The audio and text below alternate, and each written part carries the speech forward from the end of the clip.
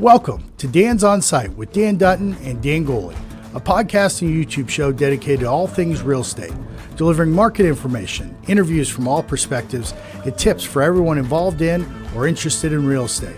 We'd love to hear from you. Dan's at dansonsite.com.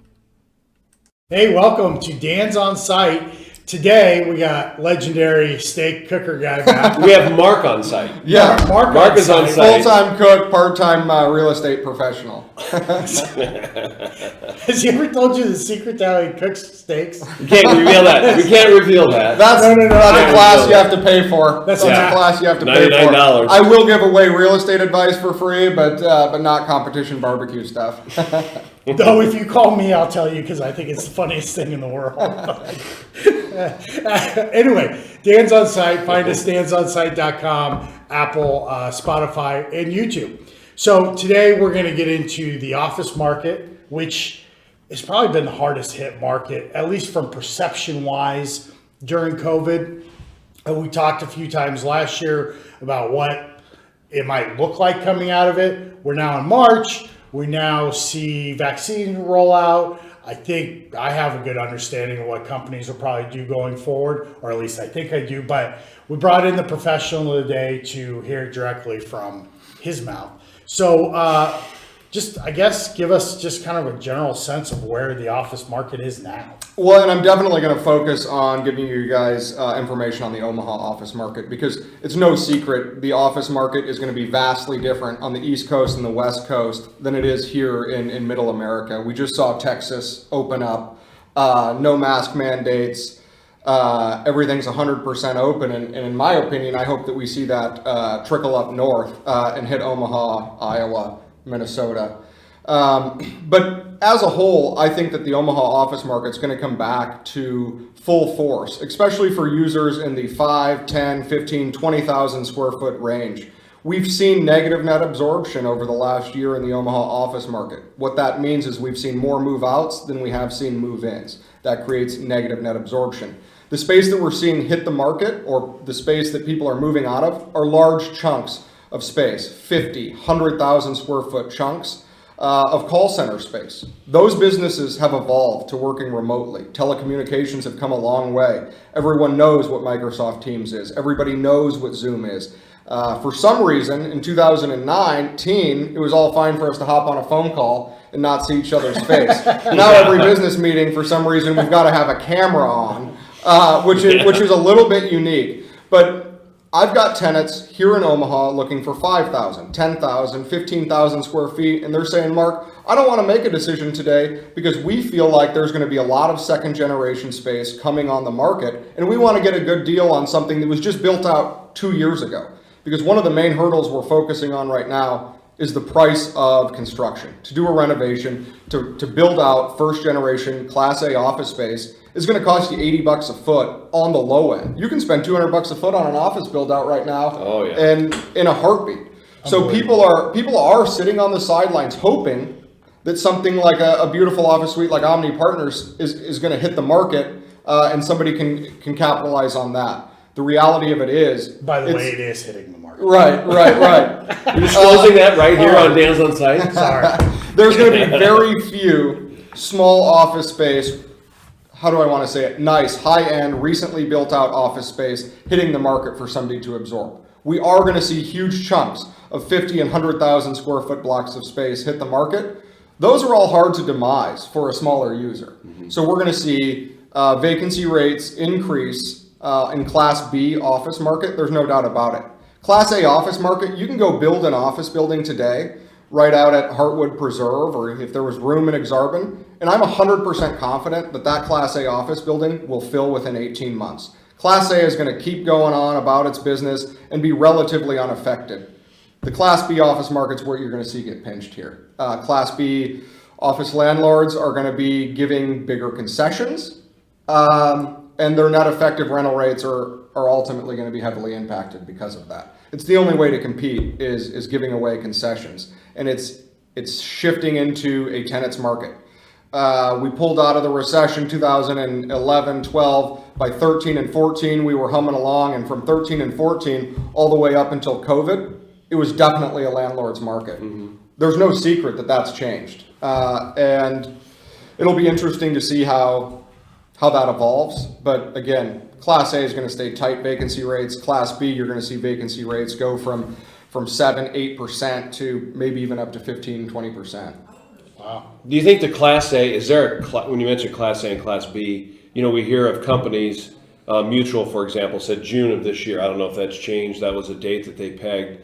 You're hearing OPPD may just still shut down for the rest of this year, not because of COVID, but they're trying to work on their carbon footprint, essentially. I mean, is that still going on? Major corporations still hitting the brakes on a lot of that stuff? Yeah, so a lot of people are even reconfiguring their office space. There's a big office building that's supposed to be coming out of the ground at Heartwood Preserves, and I think that it's still going to come out of the ground, but they're reassessing what their office space should look like.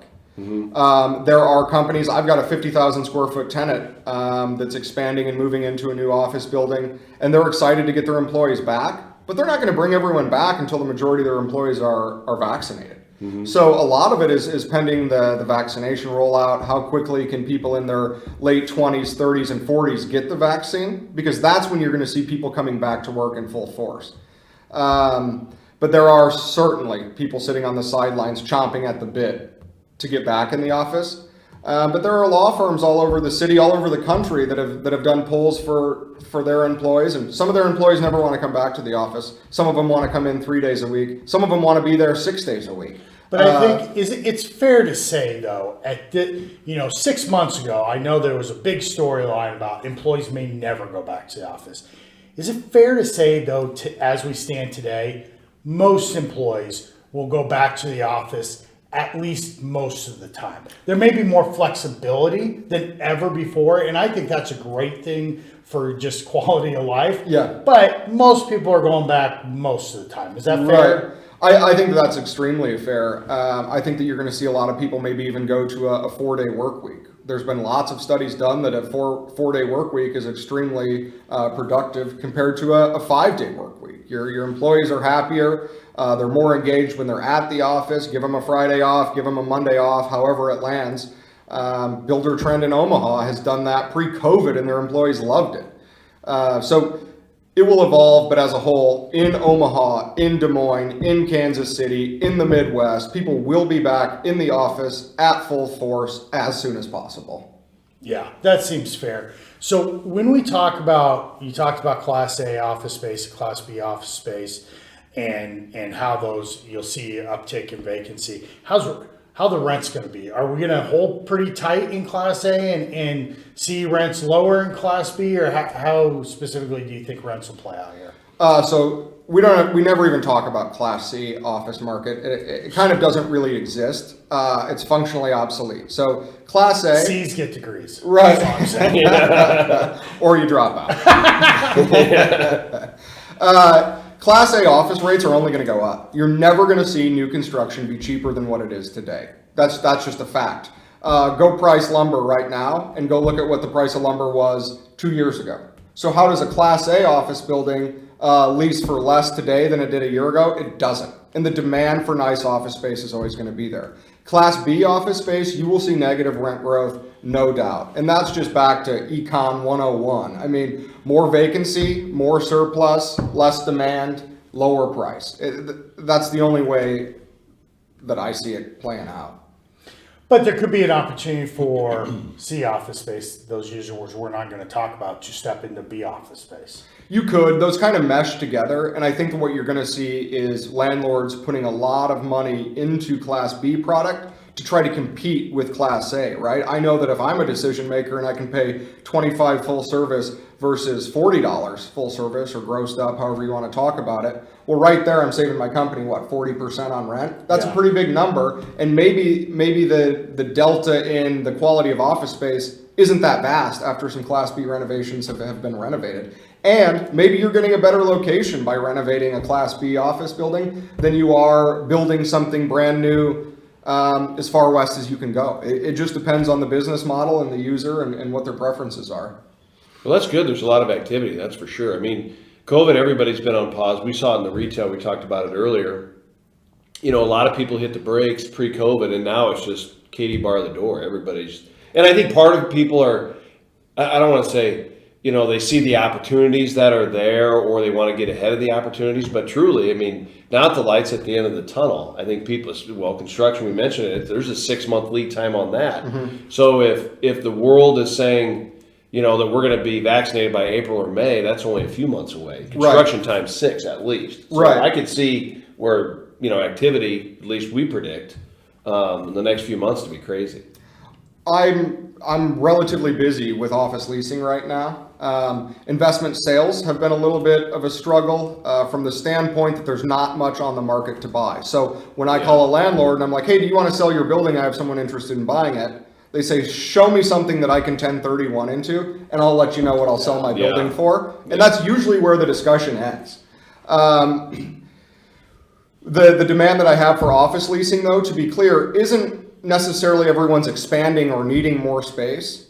As we've talked about, the office work culture is going to evolve. So some users are going to downsize, and that's only a product of their employees saying, hey, we don't want to come into the office every day anymore. We know that we can function with a 4-day work week, and 2 of those days are at the office, 2 of them are at home. So why would you take 20,000 square feet when you can do a hoteling concept in 10,000 square feet? Yeah, for and sure. save on the bottom line for rent. It's super, I think it's actually really exciting to see how office culture moves forward. Because let's be honest, if you've been in office culture for any significant time, there are times where it's very old school and not. Well, 5-day work week, you're burning a day BSing with your cohorts. Yeah. So, I mean. So does that mean in a fort? Never mind. 4 goes down to 3. I think it's super exciting. I know my wife is actually going back into a corporate job, and they've been super flexible with her about how she moves forward about work at home time versus actually being in the office time. So I think this is a good thing for employees, and it'll end up being a good thing for companies too. Goalie, any parting shots here? No, I'm glad it's not the doom and gloom. We talked about the media, and we just taped the retail, and we talked about the doom and gloom in the market. I mean, what we tell people is talk to the experts like Mark. I mean, he'll give you certainly a different perspective on what you hear in the mainstream media. No doubt about it. And the office market's different around the world. It's different state by state. But here in Omaha, we're going to come out of this thing. And I feel like the only people that are going to get squeezed are some landlords holding some product that's hard to lease in the Class B office market. Tenants are going to come out of this thing just fine. Most landlords are going to come out of this thing just fine. And developers are going to be as busy as they've ever been and make as much money as they always have. So I think what we heard today was Mark guaranteed he could have your building leased up in 18 months 18 or months. less. So Barring a huge renovation, potentially. there were 0 caveats to that. No free rent or TIs. He'll also probably let you in on the super secret steak cooking technique he has. I know that is there any sponsors you want to thank on your way out today? No one's paying me yet, so I'm just going to leave them at bay until they start paying me. All right. The next episode will be NASCAR filled. Yeah. We ought to do a Dan's on site from one of your steak cook-outs. We should do that. And if you sign a lease with me, I will cook you a meal. I can guarantee you that. 100,000 square feet or more. Yeah. Well, that's probably 2 meals. Mark, thank you very much Happy for to be coming here. in today. As always, Mr. Goalie. Thank you for tuning in. Keep looking for more and more in 2021. DansOnSite.com, Apple, Spotify, Google Podcasts, every place you find your podcasts at, YouTube, and we'd love to hear from you. Maybe you have a steak cooking secret you want to share with Mark, or just give us your perspective on the office market, or maybe there's something you guys would like to hear about. Dan's at DansOnSite.com. We look forward to talking to you guys next time. Thank you. Thank you. Thanks again for joining us. Find us on Facebook, at YouTube, Dan's On Site. All your favorite podcast platforms, Apple Podcasts, Spotify, Google Podcasts, and more. We would love it if you hit the subscribe button and also leave us a review. Reach us at dansonsite.com.